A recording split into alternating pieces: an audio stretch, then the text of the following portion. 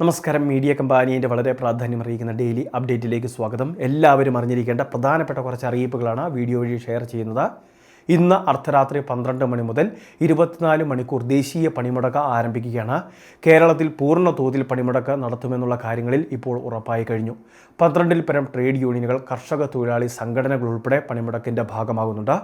Motor വാഹന തൊഴിലാളികൾ, അതോടൊപ്പം തന്നെ സർക്കാർ ജീവനക്കാർ, ബാങ്കിംഗ് മേഖലയിലുള്ളവർ, സ്വകാര്യ മേഖലയിൽ ജോലി ചെയ്യുന്നവരുൾപ്പെടെ, അതോടൊപ്പം തന്നെ ഓട്ടോ ടാക്സി തൊഴിലാളികൾ ഉൾപ്പെടെ, ഇതുകൂടാതെ തന്നെ കടകമ്പോളങ്ങൾ ഉൾപ്പെടെ അടഞ്ഞു കിടക്കുന്ന സാഹചര്യങ്ങളുണ്ടാകും. അപ്പോൾ 24 മണിക്കൂർ ഒരു ദേശീയ പണിമുടക്ക് അത് പൂർണ്ണ തോതിൽ കേരളത്തിൽ നടപ്പിലാകുമെന്നർത്ഥം.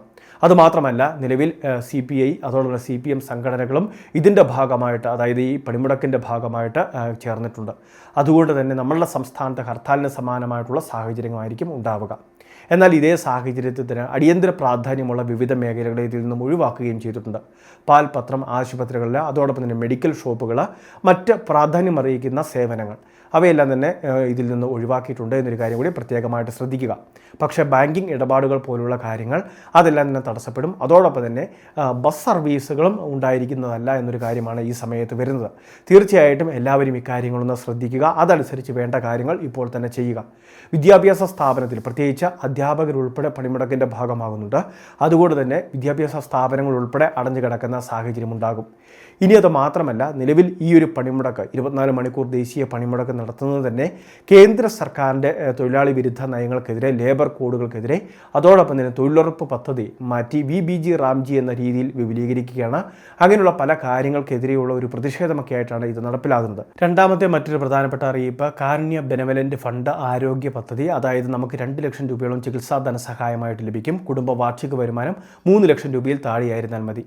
വിവിധ രോഗങ്ങൾ മൂലം ആരോഗ്യ ഇൻഷുറൻസ് പദ്ധതിയിൽ നിലവിൽ അഡ്മിറ്റ് ആവുന്ന ആശുപത്രികളുണ്ട്. സർക്കാർ ആശുപത്രികൾ, എംപാനൽ ചെയ്തിട്ടുള്ള സ്വകാര്യ ആശുപത്രികൾ. ഇതേ രീതിയിൽ തന്നെയായിരിക്കും കാരുണ്യ ബെനവലൻ്റ് ഫണ്ടിൻ്റെ KBF സ്കീമിൻ്റെ ആനുകൂല്യങ്ങൾ ലഭ്യമാവുക. അതായത് ഗുരുതര രോഗങ്ങളൊക്കെ ഉള്ളവർക്ക് ഇത്തരത്തിൽ 2 ലക്ഷം രൂപയോളം ഒരു സഹായമായിട്ട് അനുവദിക്കും. ഈ തുക വിനിയോഗിച്ച് നമുക്ക് ചികിത്സാ ചെലവുകൾ ഉൾപ്പെടെയുള്ള കാര്യങ്ങൾ വഹിക്കുകയും ചെയ്യാം. നിലവിൽ KBF സ്കീമിനെ സംബന്ധിച്ച് വിശദമായിട്ടൊരു വീഡിയോ ഇന്ന് നമ്മുടെ ചാനലിൽ ചെയ്തിട്ടുണ്ട്. വീഡിയോ കണ്ട് പൂർണ്ണമായിട്ട് മനസ്സിലാക്കുക. സൗജന്യ ആരോഗ്യ ഇൻഷുറൻസ് പദ്ധതി, അതായത് 5 ലക്ഷം രൂപയോളം ലഭിക്കുന്ന പദ്ധതിയിൽ അംഗങ്ങളല്ലാത്തവർക്കാണ് ഈ സേവനം പ്രയോജനപ്പെടുത്തുന്നതിന് വേണ്ടി സാധിക്കുന്നത്. റേഷൻ കാർഡ് ഉണ്ടായിരിക്കണം. അതോടൊപ്പം തന്നെ ആധാർ കാർഡ് ഉൾപ്പെടെയുള്ള കാര്യങ്ങൾ ഇതുമായി ബന്ധപ്പെട്ട് ആനുകൂല്യങ്ങൾ ക്ലെയിം ചെയ്യുന്നതിന് അത്യാവശ്യ രേഖകളുമാണ്. മൂന്നാമത്തെ മറ്റൊരു പ്രധാനപ്പെട്ട അറിയിപ്പ്, റേഷൻ കാർഡ് ഉള്ളവർ ശ്രദ്ധിക്കുക. APL വിഭാഗത്തിലെ നീല, വെള്ള റേഷൻ കാർഡുകൾ അത് BPLലേക്ക് അർഹതയുള്ളവർക്ക് മാറ്റുന്നതിന് വേണ്ടിയുള്ള സമയപരിധി മറ്റന്നാൾ അവസാനിക്കും. 13-ാം തീയതി വരെയാണ് സമയം അനുവദിച്ചിട്ടുള്ളത്. അർഹത തെളിയിക്കുന്നതിന് ആവശ്യമായിട്ടുള്ള എല്ലാ രേഖകളും, BPL സർട്ടിഫിക്കറ്റ്, മെഡിക്കൽ ബോർഡ് സാക്ഷ്യപത്രങ്ങൾ, കുടുംബ വാർഷിക വരുമാന സർട്ടിഫിക്കറ്റ്, അതോടൊപ്പം തന്നെ മുൻഗണന തെളിയിക്കുന്നതിന് മറ്റെന്തെങ്കിലുമൊക്കെ രേഖകൾ ആവശ്യമായിട്ടുണ്ടെങ്കിൽ അതെല്ലാം തന്നെ കൃത്യമായിട്ട് സമർപ്പിച്ച് വേണം അപേക്ഷകൾ സമർപ്പിക്കുന്നതിന് വേണ്ടി. അപ്പോൾ എത്രയും വേഗം ഓൺലൈൻ വഴി അപേക്ഷകൾ സബ്മിറ്റ് ചെയ്യുക. അക്ഷയ കേന്ദ്രങ്ങൾ, കോമൺ സർവീസ് സെൻ്ററുകൾ, ജനസേവാ കേന്ദ്രങ്ങൾ, സ്വകാര്യ ഓൺലൈൻ സർവീസ് സെൻ്ററുകൾ വഴി വരെ ആനുകൂല്യത്തിന് വേണ്ടി, അതായത് BPL റേഷൻ കാർഡിലേക്ക് മാറ്റുന്നതിന് വേണ്ടിയുള്ള അപേക്ഷകൾ വെച്ച് കൊടുക്കുന്നുണ്ട്.